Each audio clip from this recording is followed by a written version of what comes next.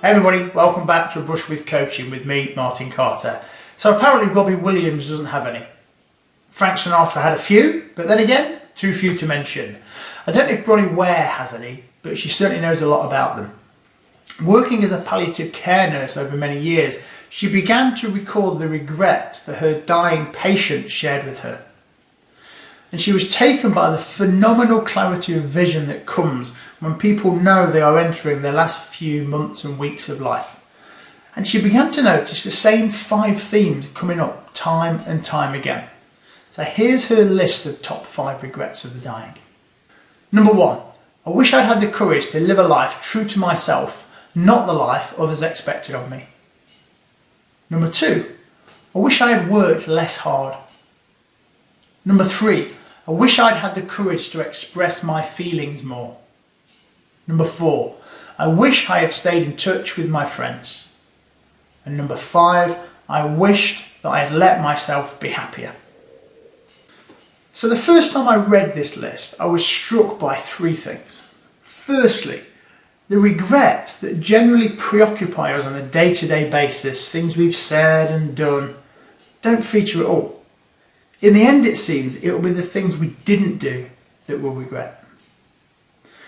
Secondly, these regrets are about choices, not circumstances. So in the end, people don't dwell on the fact that they never got the breaks, they never got the dream promotion, they didn't pick the right winning lottery numbers, nor do they complain that they weren't born on the right side of town, didn't go to the right school, or didn't pick the right career. There's no anger or bitterness in any of these about the hand that life dealt them. The regrets are all about the way they played the cards they were dealt.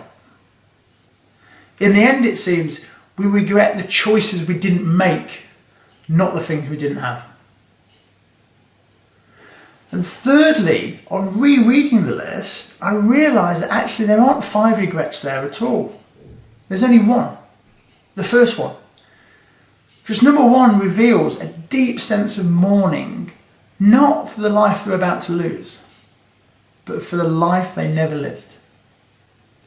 The other 4 are all consequences of living a life others expected of them. We do this to feel safe or to be accepted or to get on, but we actually end up living in the fear of being found out. Hence we have to work hard to keep up the facade, number 2, suppress the emotions that brings, number 3, and this is physically and emotionally draining, hence our relationships, number 4, and happiness and contentment suffer. Now sadly, this realisation came too late for most of Bronnie's patients, but not so for us. We still have time to choose to live our lives on purpose, to choose a different path, which at its end saves us from the regrets of a life not lived.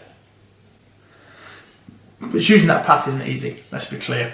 It takes courage and commitment, but most of all it takes belief.